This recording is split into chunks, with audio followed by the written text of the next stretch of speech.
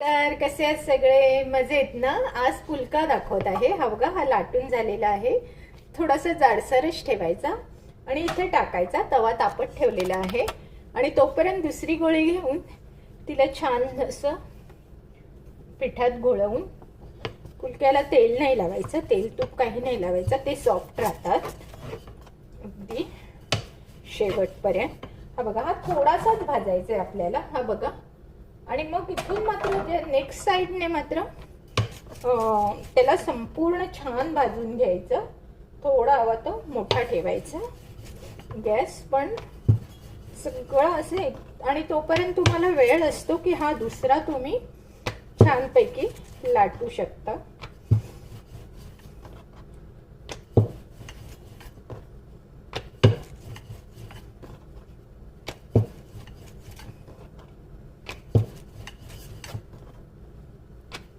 हे बघा, आता हा आपला छानपैकी जरा जाडसर झालेला आहे आणि इथे पण हा एका साइडने फुललेला आहे। हा बघा, संपूर्ण शिजलेला आहे। आता काय करायचं, ह्याच्यावर टाकायचं। हे बघा, हे बघा कसा मस्त टम्म फुगलेला आहे ना। आणि मग मात्र हा काढायचा आणि ह्याच्यामध्ये टाकून द्यायचा। आणि हा बघा, म्हणजे आपला वेळही वाया नाही जात आणि सगळं अगदी रितसर होतं आहे।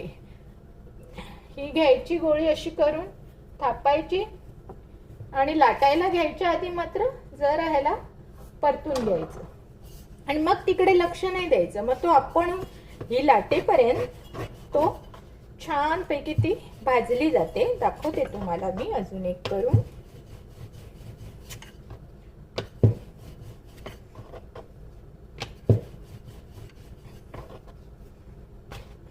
आणि फुलक्यांना जास्त पीठ नाही लावायचं, मग ते कडक होतात।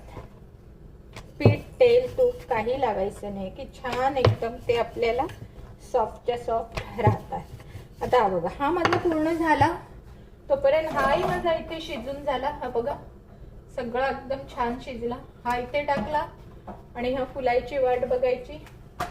सी हिअर कसा मस्त फुललाय, म्हणजे हा आपला शिजला। आता हा इथे टाकून हा डब्यात टाकून द्यायचा।